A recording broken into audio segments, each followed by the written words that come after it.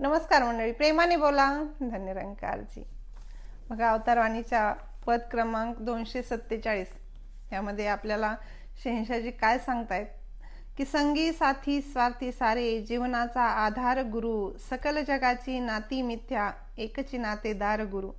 धन दौलत ढलती पडछाया, अचल एक दातार गुरु, मिथ्या बाकी सर्व आसरे, भवसागर तारील गुरु.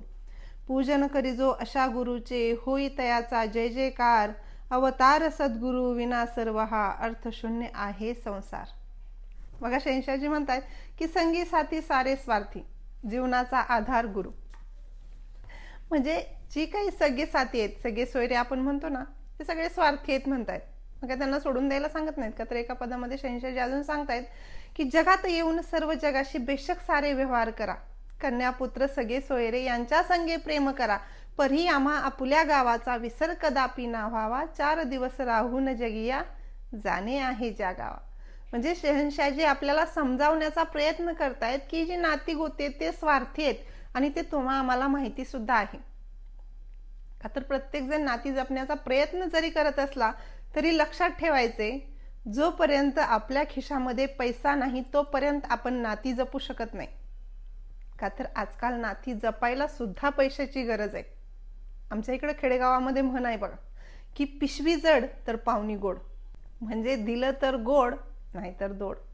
म्हणजे शहनशाहजी काय सांगतायत की हे सगळं बाजूला आहे, हे सगळं मिथ्या आहे. हा ह्या जीवनाचा नातेदार फक्त गुरु आहे, ह्या जीवनाचा आधार फक्त गुरु आहे. संत म्हणतायत की संत समागमे धरावे आवडी, करावी तातडी परमार्थाची. मग परमार्थाची तातडी कशी करायची? तर सद्गुरु वाचून सापडे ना सोय, धरावे ते पाय आधी आधी. ज्यावेळेस सद्गुरु जवळ जाल त्यावेळेस सगळा काही मार्ग आपल्याला आपोआप कळणार आहे. जोपर्यंत आपण सद्गुरु जवळ जात नाही तोपर्यंत आपली भक्तीच सुरू होत नाही. नेमकं आपण करणार काय? प्रेमाने बोला. आमच्या इकडे लाईट गेली आता, आणि दुपारची लाईट गेली की तिची गॅरंटी नाही कधी येणार. म्हणून दासी हा व्हिडिओ असाच कंटिन्यू ठेवणार आहे, माफी असू द्यावी. का तर लाईट नसल्यामुळे व्यवस्थित दिसत नाही, पण दासीला वाटतं दिसण्यापेक्षा ऐकणं महत्वाचं आहे. का तर तुम्ही मला बघून काय उपयोग नाही, मी काय सांगते ह्यातला एखादा शब्द जरी बरोबर असेल आणि तुम्ही तुमच्या जीवनामध्ये सद्गुरूचं वचन म्हणून जर आचरण केला तर नक्कीच आपलं जीवन बदलल्याशिवाय राहणार नाही. त्यामुळे लाईट असो किंवा नसो त्याचा फरक पडू देऊ नये असं मला तर वाटतंय. काही चुकलं तरी क्षमा असू द्यावी. पण शहनशाहजी पुढे जाऊन म्हणतायत की धन दौलत ढलती पडछाया, अचल एक दातार गुरु. म्हणजे धन दौलत येणार आहे जाणार आहे, ती काय परमनंट आहे का हो? कोणती गोष्ट ती तर येत जात राहणार आहे. पण एक दातार गुरुच असा आहे, अचल आहे म्हणतायत. मग हा सद्गुरू माझ्या जीवनामध्ये आल्यानंतर माझ्याकडं अजूनही, मी जर अजूनही दुःखात असेल तर याला काय म्हणायचं? कुठेतरी सद्गुरूंनी मला आत्ममंथन विषय कशासाठी दिला होता की सद्गुरू जीवनामध्ये आल्यानंतर आनंद येतो, सुख येतं, हे जे म्हणतायत संत सांगून गेले. मग नेमकं माझ्या जीवनामध्ये तसं का होत नाही ह्याचं सुद्धा मला आत्ममंथन करायची गरज आहे. का तर सद्गुरू जीवनामध्ये आल्यानंतर आनंद येतो खरं, पण ते सद्गुरूनं जे सांगितलंय ते जर आचरणात आणलं तर आनंद येणार आहे. का तर सद्गुरूनं जो देव दाखवला, ते ब्रह्मज्ञान दिला आपल्याला, त्यामार्फत जो देव दाखवला, मग तो देव चराचरामध्ये आहे, प्रत्येकामध्ये आहे, ही जाणीव जेव्हा मला होते, हे जेव्हा मला समजतं त्यावेळेस तो आनंद वेगळाच आहे. का तर ज्यावेळेस प्रत्येकामध्ये देव दिसतो ना त्यावेळेस कोणाच्यातल्या चुका, कोणाचे गुण अवगुण आपल्याला दिसत नाहीत. आणि आपल्याला सगळ्यात जास्त दुःख कशामुळे होतंय माहिती आहे का? तर हा मला काहीतरी बोलला, किंवा त्याच्याकडं माझ्यापेक्षा जास्त आहे, किंवा मी एवढी मेहनत करते तरी मला ह्याचं फळ भेटत नाही, आणि त्याला तो थोडीच मेहनत करतोय तरी त्याला त्याचं जास्त फळ मिळतंय, किंवा माझ्याकडे काही ज्ञान कमी आहे त्याच्याकडे जास्त का? ह्या गोष्टीमुळं आपण दुःखी आहेत. आणि सद्गुरूचं ब्रह्मज्ञान जेव्हा मला कळेल ना, जेव्हा मी ते आचरणात उतरविल ना, त्यावेळेस ह्या गोष्टी मला त्रास करणार नाहीत आणि आनंद नक्कीच येणार आहे. का तर ज्यावेळेस मी या गोष्टीपासून दूर राहील त्यावेळेस आनंद येणारच येणार आहे हो. का तर समागमला गेल्यानंतर आपण जेवढी गर्दी बघितली ना, ती गर्दी कशासाठी होती? तो भाव होता, एक प्रेमाचा भाव होता. सद्गुरूच्या दर्शनाला जायचं, संतांची एकमेकांची दर्शनं घ्यायची. तर म्हणतात संत समागमे धरावी आवडी, करावी तातडी परमार्थाची. म्हणजे तो संत समागम आवडीनं करायला सांगितलाय. कशासाठी? काय शिकायचंय, काय शिकलो आपण संत समागम मध्ये जाऊन. सद्गुरूनं मला एवढा सुंदर विषय दिला आत्ममंथनाचा, मी फक्त तेवढ्या पुरताच मर्यादित ठेवून आता अजून माझं बेकबे चालू आहे का?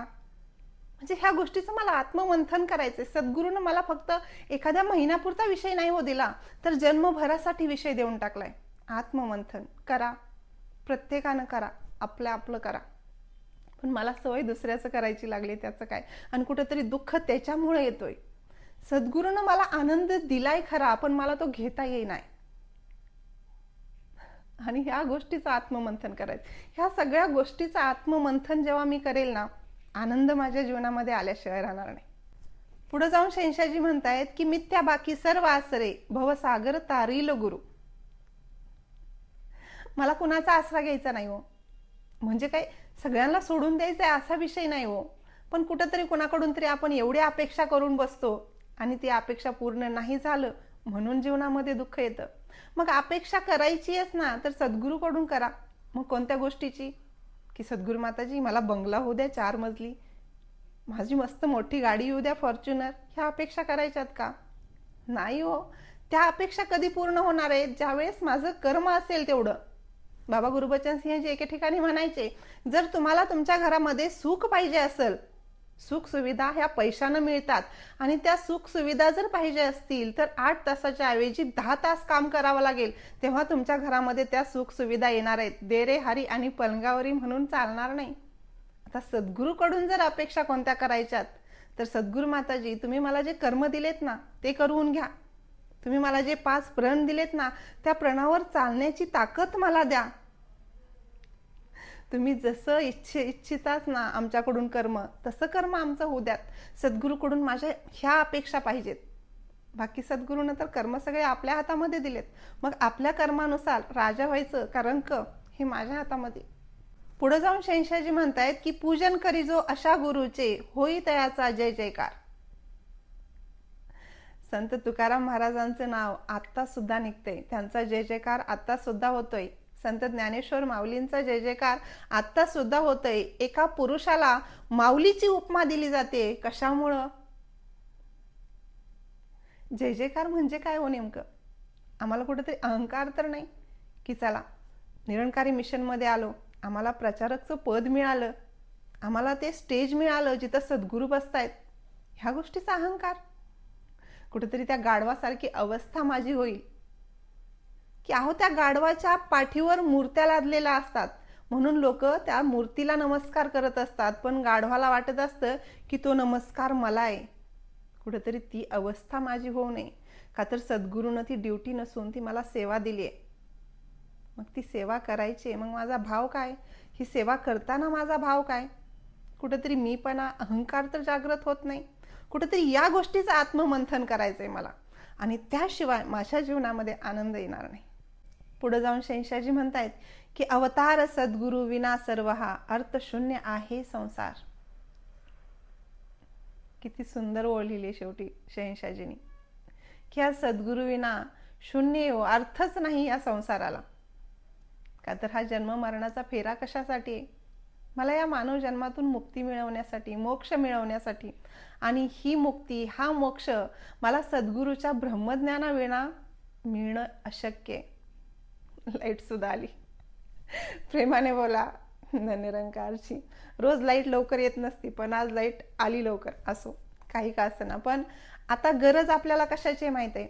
सद्गुरू मिळाला, ब्रह्मज्ञान मिळालं, देव कळाला. आता त्याच्यावर आचरण करण्याची. दासी वारंवार सांगत असते की बाबाजी हरदेवानीमध्ये आपल्याला सांगतायत की ब्रह्मज्ञान घेऊन जयाने जीवनात ना उतरविले, लाभतया नाही झाला ना आनंदा मिळविले. केवळ ज्ञान घेतले म्हणजे सर्व काही प्राप्त होत नसे, कर्माविन मानव प्राण्या जीवन सार्थक होत नसे. सद्गुरूकडून मला सगळं काही मिळाले.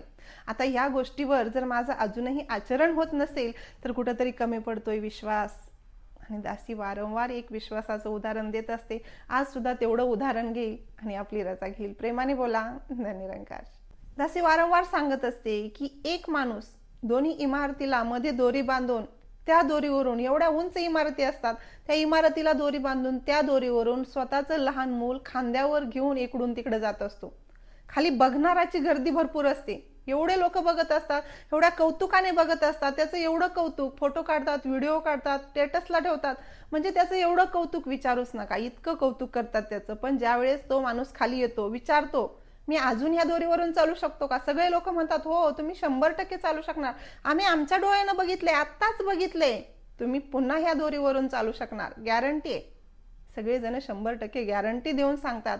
पण ज्यावेळेस तो माणूस स्वतःचं मूल खांद्यावरचं खाली ठेवून तुमच्यापैकी एकाचं मूल माझ्या खांद्यावर द्या म्हणतो, त्यावेळेस मात्र सगळ्यांचा विश्वास डगमगतो. जसं की छत्रपती शिवाजी महाराज जन्माला यावे पण दुसऱ्याच्या घरामध्ये, ती अवस्था निर्माण होते. मग कुठंतरी आज माझ्या जीवनामध्ये ब्रह्मज्ञान जर मी आचरणात आणत नसेल तर कमी पडतोय सद्गुरूवरचा विश्वास. आणि मला आत्ममंथन करण्याची गरज आहे की खरंच माझा सद्गुरूवर तेवढा विश्वास आहे का. असं दासीकडून बऱ्याच काही चुका होत असतील तरी दासीला उदार अंतकरणानं क्षमा असावी. दासीचे व्हिडिओ जर तुम्हाला आवडत असतील तर आपल्या इतर सत्संगी बांधवांपर्यंत सुद्धा पोहोचवायला विसरत जाऊ नका. व्हिडिओला लाईक करायला विसरत जाऊ नका, हाईपही करायला विसरत जाऊ नका. कमेंटमध्ये व्हिडिओ तुम्हाला आवडला का नाही हे सुद्धा सांगायला विसरत जाऊ नका. प्रेमाने बोला. धन्यरंकारजी.